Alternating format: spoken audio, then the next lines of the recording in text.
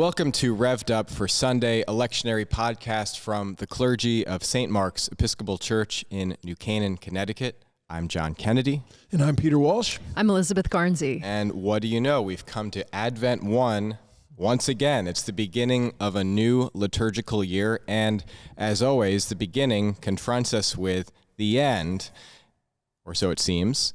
And Jesus, I think, is trying to prepare us and encourage us to be ready for the end of the world as we know it, so if it comes, we'll feel fine. REM. Let's hear the passage.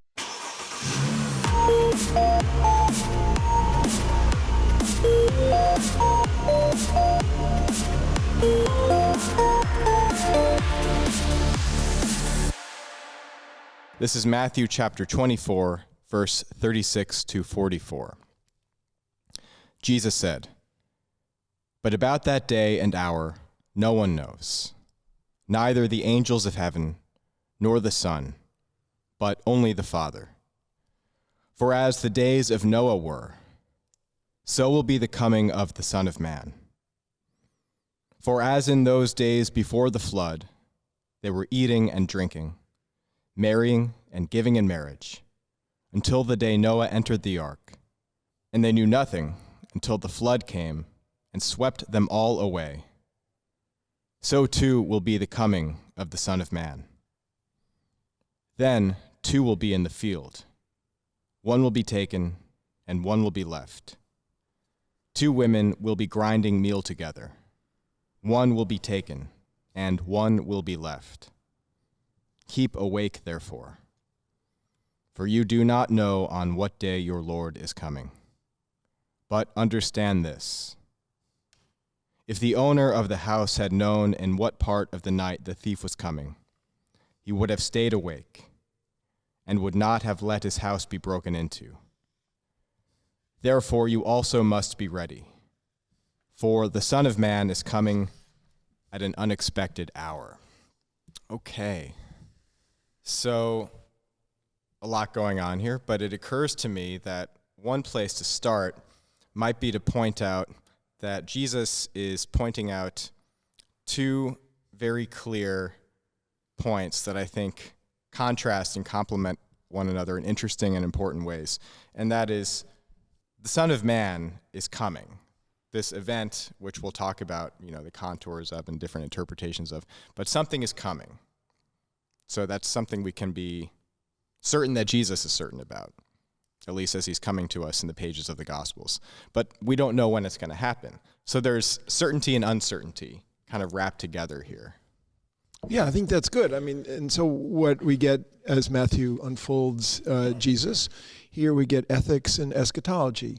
So what are we supposed to do with the certainty and the uncertainty? Right. That's really the topic of what Matthew's rolling out. And in doing this, he took Mark and then the so-called Q source, but the other source that he and Luke share. And Matthew really, really leans into this, much more so. I read something like the number of verses given to this in Mark is 37, and the number of verses in Matthew is 97. Wow. Yeah, really a big difference. This is a big deal in the Matthean community, clearly. Yeah. Yeah. Well, it's, I think, mostly agreed on that the community Matthew's writing to are the Jews who left Jerusalem after the destruction of the temple and found themselves in Antioch and were coming to grips with the destruction of the temple and how to relate in a new way to their Judaism and, how to come to grips with a completely wiped out tradition, or at least the center of their tradition had been wiped out in a violent way, traumatic way. Many people had been taken prisoner, enslaved, killed. There were rumors of wars, before the destruction. There was desecration. They would hear in Jesus' words allusions to all that they'd already lived through, and if the Gospels correctly dated around 90, it would have been the first generation after all that happened. So Jesus is, I think his words can be read as comfort, that all is not actually lost and that Jesus, the Son of Man, is coming to rescue them or, give them hope and, they're to keep awake through all this trauma in order to recognize when, peace arrives. So Yeah. I feel like that's one way to frame the use of this passage for Advent 1. Yeah, interesting. Can I just stay in Matthew's community 1 second here, John? So I'm liking, you're setting the context, particularly as we get started, about Matthew's community, as we're going to unfold that over the next year, spend a lot of time with these people. Yeah. I was on a big, long Zoom conference call last night that I didn't have that much to do with, so I was trying to read a biblical commentary at the same time. In other words, I didn't get anything out of the Zoom call or the biblical commentary.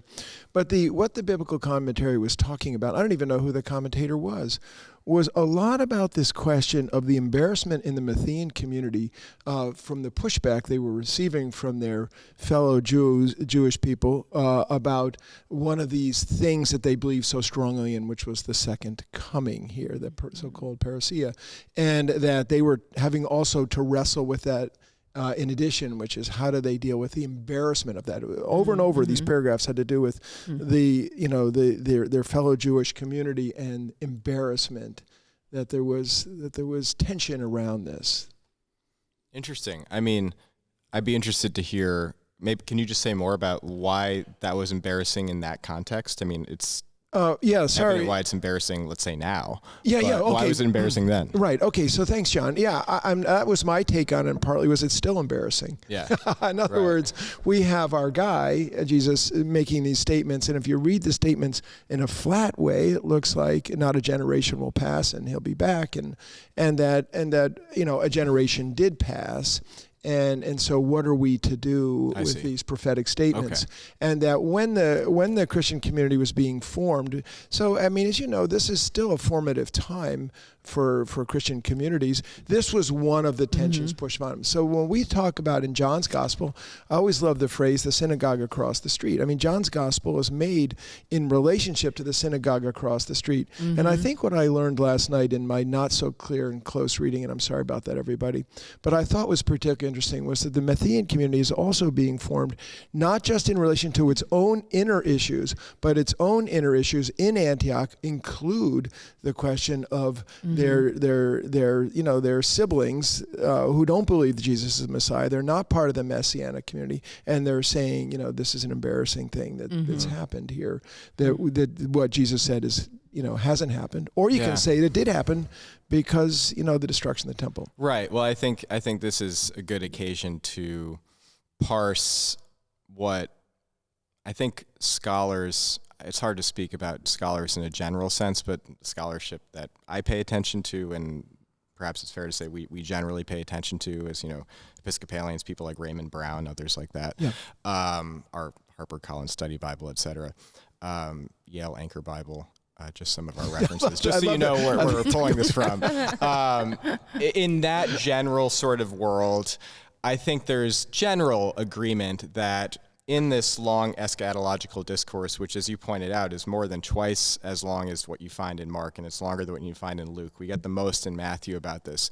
But in this eschatological discourse, which, by the way, is given by Jesus during Holy Week, of course, in Jerusalem, the setup for it is, as we saw in a recent podcast about the beginning of the eschatological discourse in Luke, the setup in all three synoptics is a question by the disciples. A statement by Jesus in response to the disciples marveling at the temple, that the temple will be thrown down, and then the disciples saying, when will this be?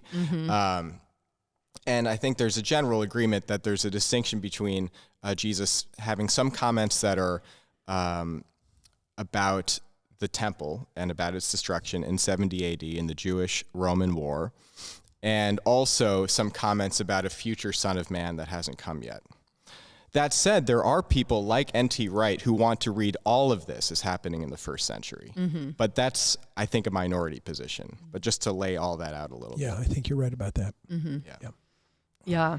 Well, I think that, that Matthew 24 and 25 are all one big discourse. Like, maybe that's the 90 verses that you're talking about. It is. Yeah. And his message isn't, so focused on,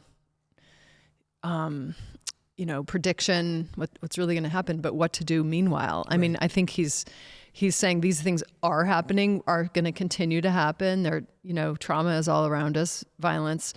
And his urgency is on how to live, his ethic. He continually says, love your neighbor, care for the world that God created, feed the hungry, care for the prisoner.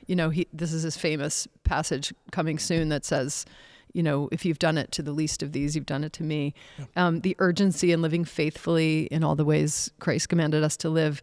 I mean, there's as much urgency on those factors for Jesus as people read into the coming doom or whatever, And I think him consistently saying, keep awake, is just be ready. Don't be taken in by all this. I mean, I think the taken up and being left behind, I mean, that language is so much wrapped up in the end times type of theology. But here, if you read it really carefully, to be left is to, find the ark, find the place of refuge within the swirl. I mean, he references Noah being the one in the ark, and the rest are swept away, taken, And I think that his message to me in this passage is not to be taken in by the fear of all these things, but, keep our eyes on all the ways that the Son of Man appears and continues to appear and will appear. I mean, thanks for bringing us all the way to that, that middle of Matthew 25. Those are the verses I was referring to. Mm-hmm. I wrote down what are considered the key phrases that part of this ethics and eschatology phrase, which I really, really love. And they are this goes over these chapters. Watch, therefore, there's stories of unexpected returns and arrivals. There's delays in arrival, the discussion of the coming of the Son of Man, and praises for faithful sermons. Faithful sermons. That's really good. Yeah. We all could use a few of those. Praises for faithful servants, the use of the word Lord, and then exclusions from the presence of the returning Lord. That these are these kinds of themes that go in and out there.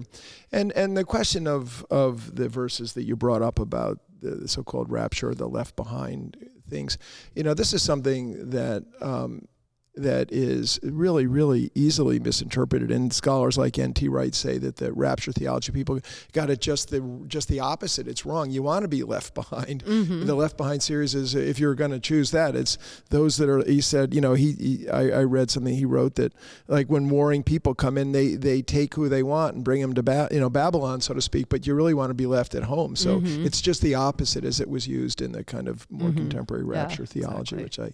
which I think is really an interesting look at this. And the word that's used there for left behind and take away is very, very different than the word that's in 1 Thessalonians. Mm-hmm. And he said, for instance, the word taken really means, is used as receive, so that one might say that those who are ready and are received into the Messiah's kingdom. So it's a very, very different take on that. Sure. Yeah, I mean, there's so much we could open up here about Christian thinking about the last things, the last times. But one thing that occurred to me when hearing you both speak about these, left behind verses, right? One will be taken and one will be left, is repeated twice. And this idea that the rapture people got this all wrong, right? You actually want to be left behind. And people like N.T. Wright argue for that, and I think rather persuasively. And yet, I some of my other sources who are not into the rapture, because none of my sources are into the rapture, right? Read it differently and read it as, to be taken is bad. It's to be taken by the enemy. So I think that's just interesting to say, because there's a broader point that I think is really important and interesting here, which is nobody really knows exactly what Jesus is talking about precisely here. And that theme, that strain of uncertainty is woven into it, right? About that day or hour, no one knows. And the Son of Man is coming at an unexpected hour. And because of the apocalyptic idiom and language that Jesus is using, there's incredible blurriness and non-precision about timing, and is this present, is this future? And of course it's a mix, and it's not necessarily that Jesus talks about the present stuff, wraps that up, and then moves on to the future stuff. It's kind of, interwoven, and it's wildly open to interpretation, exactly what this means or what it will look like. And yet the thing that is crystal clear is be awake and be ready, as you were saying, the ethics in light of eschatology. Yeah. Yeah, I think that's true. Although I do think there is some concludable ideas about what Jesus is referring to, especially when he draws on Noah and the times of Noah. And, this idea that everyone was eating and drinking and marrying and giving in marriage, this kind of status quo oblivion of daily carrying on no matter what's going on around you. And Noah, at the time in Genesis 6, he's the laughingstock, expecting some big flood and building a giant boat. And, he's paying attention. He's sort of hearing or reading the signs or whatever he's doing. He's getting messages from God on what to do. And he's not carrying on as if nothing's impending, And I feel like Jesus is using that as the analogy here that, if you're awake and aware and, tuning in to the subtleties of the culture that might sweep you away otherwise, sweep away your consciousness and your ability to pay attention to what really matters, that's when you really do get swept up in the movements of, crowd, mob mentality, all of those things that happen to us all the time. And to me, that's what he's really instructing his disciples to do, is not to be caught up in things that are fear-mongering and scary and chaotic, but, pay attention, keep awake. And Noah was the one who was sort of making a place of refuge to rescue all the creatures of God. He brought in all of the creatures of God into the ark, according to the story. And I think it's a sense of, I don't know, just, you know what I mean? I think it's it's an instruction about your consciousness. Thank you for that. So I'll roll out my hot take on this. I think of all the Sundays of the year, this is the Sunday I find the least helpful, and it's amongst my least something or other Sundays. And I because if you read it, depends on how you read it, right? If we're taking about this as the end of time, the parousia, well, I don't know anything when that time is going to end. I don't know anything about that. And the angels don't, and Jesus doesn't either, so I don't spend any time on it. And I find the whole thing to be utterly, for people who put a ton of time in this and build their life around it, I think they're crazy.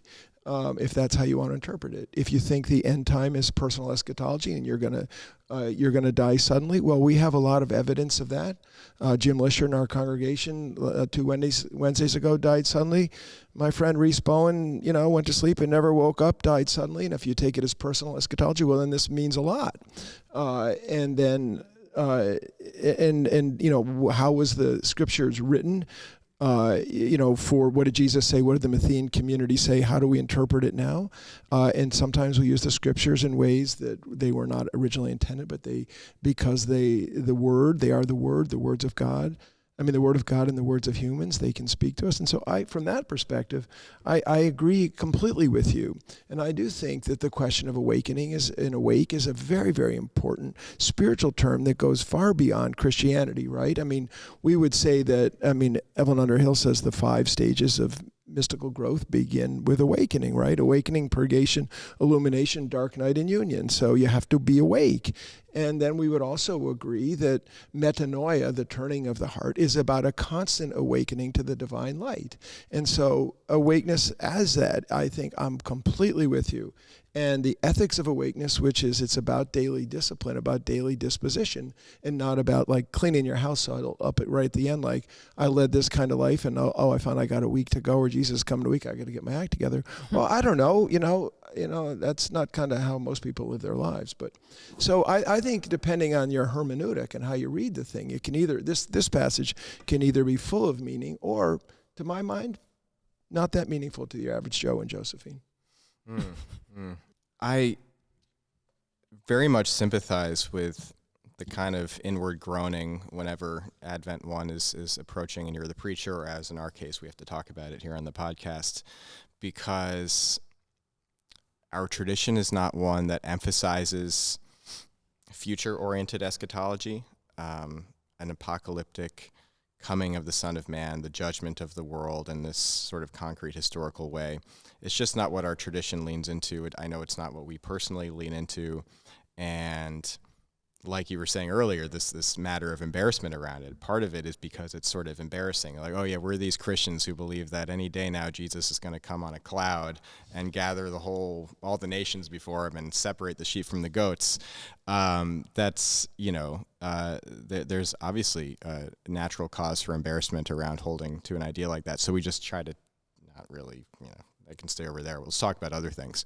But I think it's really, really important to have a clear sense that our lives need to be lived with the end in mind. And there are numerous endings we face, right? I mean, there's the end of our personal lives on earth, death. There is, and there's this sort of eschatological end.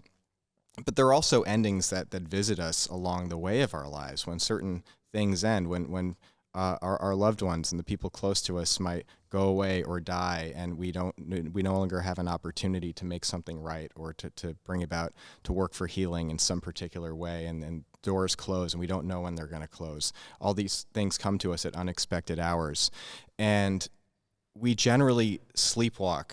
We, as just human beings in Western society, so distracted by consumer culture and technology and amusement and all that stuff, we sleepwalk through life, and we're not ready for these things that visit us at unexpected hours. And therefore, there's so much sorrow and regret when these things happen so often. And it doesn't have to be that way.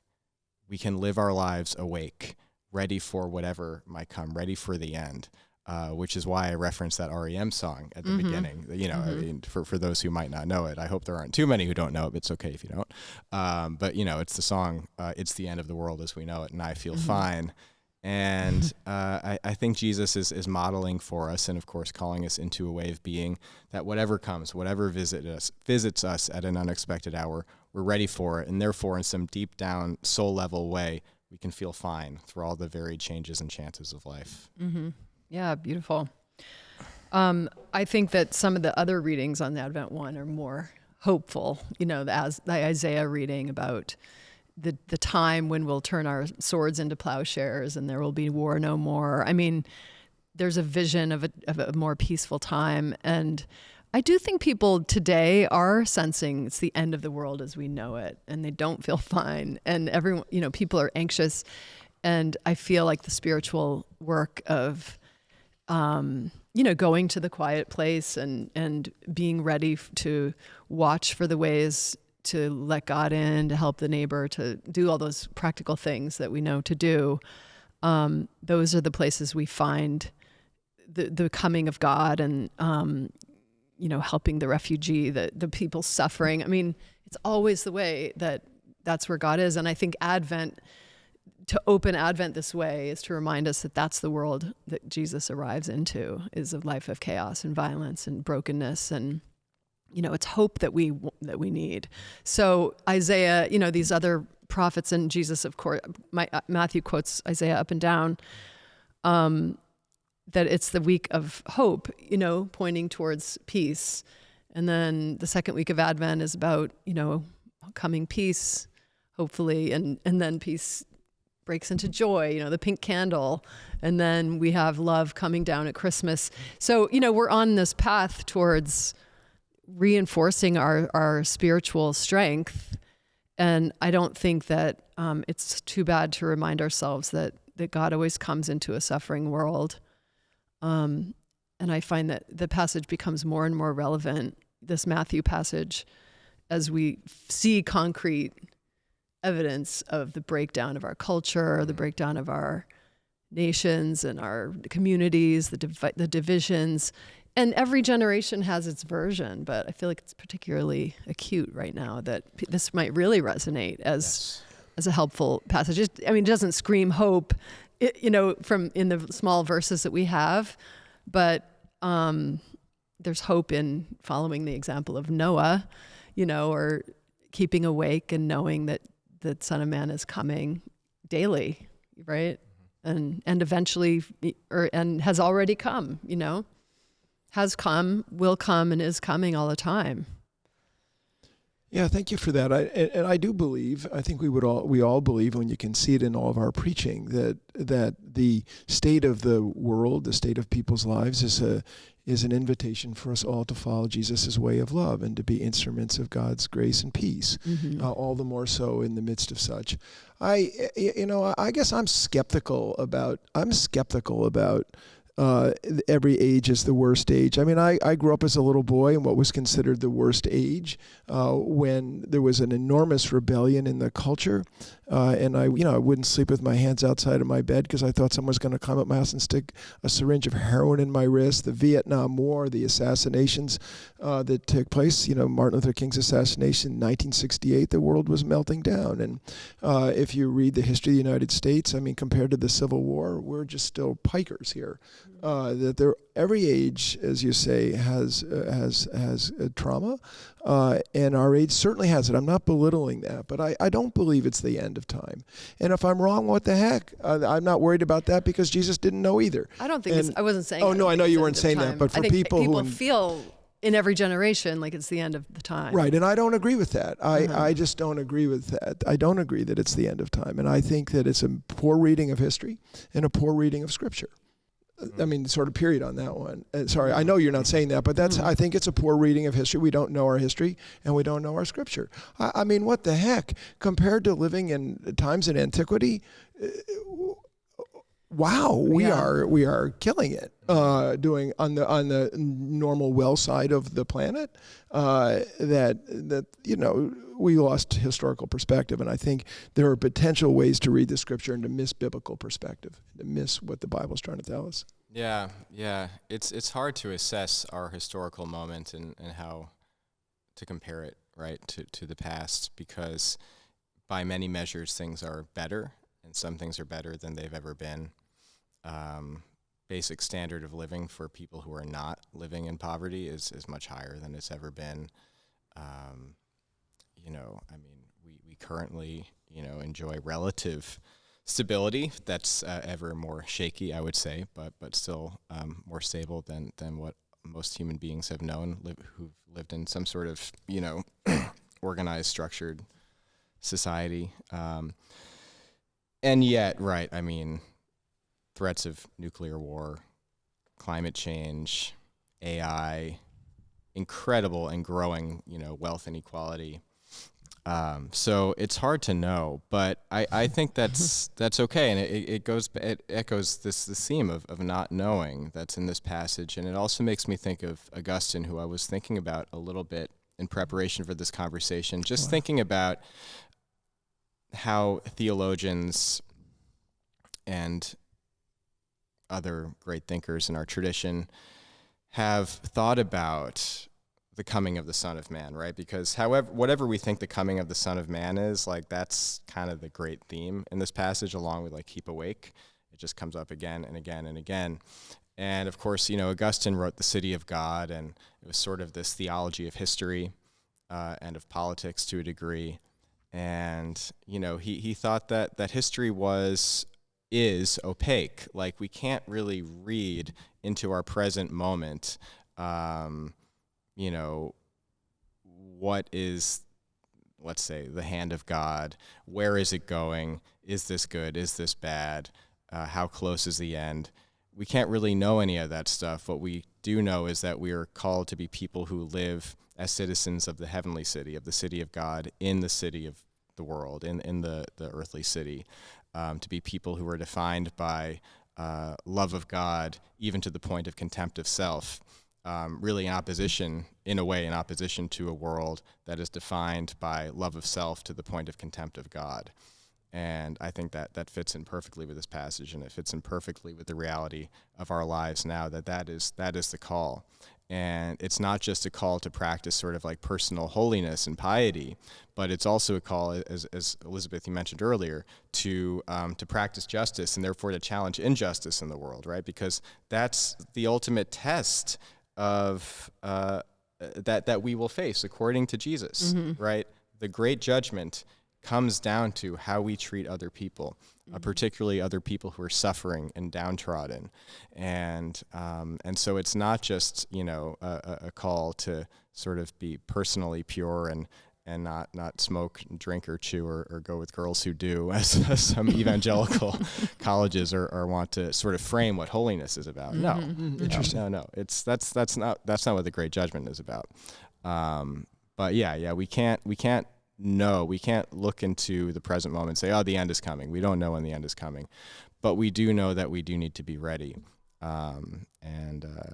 So to me that helps clarify the matter quite a bit. John, way to roll out City of God and Augustine. There's a saying in antiquity, if one says they've read all of Augustine, they're certainly lying. Oh, I would never. Oh, no, I know that. I know. But I mean, even the City of God, which makes an incredible doorstop. Oh, yeah. This is one of the cool things about my friendship with both of you. And with Justin beforehand in the kind of midrash of what we do. And I'm just going to bear witness to this. So you take a guy like me who didn't grow up with anything like a lot of people grow up with this passage. I read this passage and I'm trying to figure out what to do with it. And, you've given me tremendous things to figure out what to do with it. And Justin did too, and you do too. And I think that it's important that as we read through the scriptures and we hit passages that are particularly like, this one, as I said, this is always I'm always like, when I get this, when I have to preach on this Sunday, I look at this and I can lean into keep awake. I could talk for hours on keeping awake, but on the end of the world, I might say, what the heck does Isaiah have to say? And what about the Maranatha passage in Revelation and stuff like that? But you guys are able to bring a way to massage the scriptures for me to go, oh, that is meaningful. Oh, that's meaningful. Oh, that's meaningful. And I just say that the difference between, as the way to deeper spiritual understanding of our scriptures is to be in conversation with others who can enlighten you. Because I've been enlightened by, in conversation with you guys about a passage that for me is like, man. Right on. Yeah. Well, likewise, throughout the year, there's so many like that I think each one of us take a turn and like, meh, on that one. Meh. And then the others bring out this richness that I had never seen. So I really appreciate it. Can I just say one other thing here? Yeah. You want to know what I really love?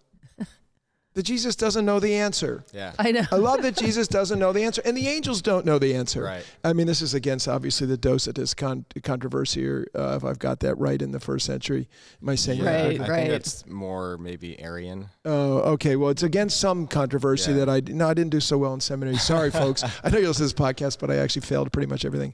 But anyway, it's against the idea that Jesus is, full humanity. And that, in the early church where they would say, no, he didn't have full humanity. He knew everything. Well, he's right here saying, I don't know the answer. Mm-hmm. Oh, that's what I'm getting at. Okay. Jesus is saying, I do not know the answer to this. Okay. Well, I don't think he knows. I don't know. I don't think it matters that much, or he would know the answer. I feel like he's trying to get a different message across, and they're very concerned about, the things happening, the harbingers of doom coming. The verses before this passage have a litany of horrible things that are going on and happening, and I think Jesus is always trying to steer attention back to ethics, back to a way of living. And I don't know. I just feel like to read any of the Gospels, we have to start with the community that they're talking to, and these were people completely shaken, completely uprooted, and their floor dropped out from under them. They have to have a whole new framework for their relationship with God. Right. Whether it's through Jesus, but also there's no more temple. Like what else? How did they live without that and function as a people where that was their whole paradigm? So I feel like in that context, you can see, what's Jesus doing with these people? And he's always, he's like the new Moses in Matthew. So he's leading people out, of a great, terrible place into a place of freedom and a place of promise. And so, he's giving them their new laws, I think all of Matthew's written like this kind of retelling of Exodus. And I think for Advent as practicing Christians, and we're many decades between us of, going through these seasons, we know where the story begins and ends. And like there's a little Advent in every day throughout the year. There's a little worry and doom and unknown, and And there's a little Christmas, there's a little, promise in every day too. Like we know the story. So I feel like this is just a way of reminding us God comes into a chaotic world and is present and, constantly appearing and reappearing. I mean, to me, that's all I need to know about a second coming. I don't really lose sleep over some end time event, except for climate change. Well, right. I mean, that's a whole other thing. But I mean, I think that the not losing sleep is sort of the point here. That if you look beyond, keep awake. Just to stay awake. Well, yeah. Well, actually, this is one thing I wanted to say earlier. The stay awake thing, right? It connects not only to the parable of the bridesmaids, which we all know, the foolish bridesmaids who don't go out to get oil for their lamps wicks. When the bridegroom comes, and the bridegroom comes, not crumbs, and the ones who do have the oil, and so that there's that exhortation to be prepared and to stay awake, be watchful, etc. But there's also Jesus in the Garden of Gethsemane when he calls Peter, James, and John to accompany him as he prays to the Father on the night before his passion, his agony. And he's in agony in the garden, and he just says to his friends, will you stay awake with me while I pray? And he checks on them, and they're sleeping. Right. And he's like, could you not stay awake with me for 1 hour? And before Jesus goes and checks on them and has that exchange, he's saying, if it's possible, let this cup pass from me. Then he sees them sleeping, and then he goes back to praying, and that's when he says, your will be done. And it's almost as if it's this recognition that his passion, his death and resurrection is needed to sort of address and remedy this condition of sleepiness, spiritual, existential sleepiness. And I think that ties in here, and we're called to be people who are awake, who live wide awake lives, plugged into God, oriented towards God. And in expectation that the best, to quote Frank Sinatra, the best is yet to come, right? That maybe the world will have to go through hell on its way, but what is ultimately at the end of the rainbow here is a new heavens and a new earth. And I think the ethics are cannot be downplayed. And at the same time, I think that the Christian vision is not just to be people who practice these ethics now, but practice them with the hope that we're practicing the ethics of the kingdom in a world in which it is only partially realized, and that it will be fully realized. So we are to live with that sort of ultimate hope in that sort of way. Well, my not losing sleep and Jesus' version of keep awake is the same thing, because I meant I'm not losing sleep in fear. Yes, that's right. And so he didn't ask his disciples to stay awake and worry. No.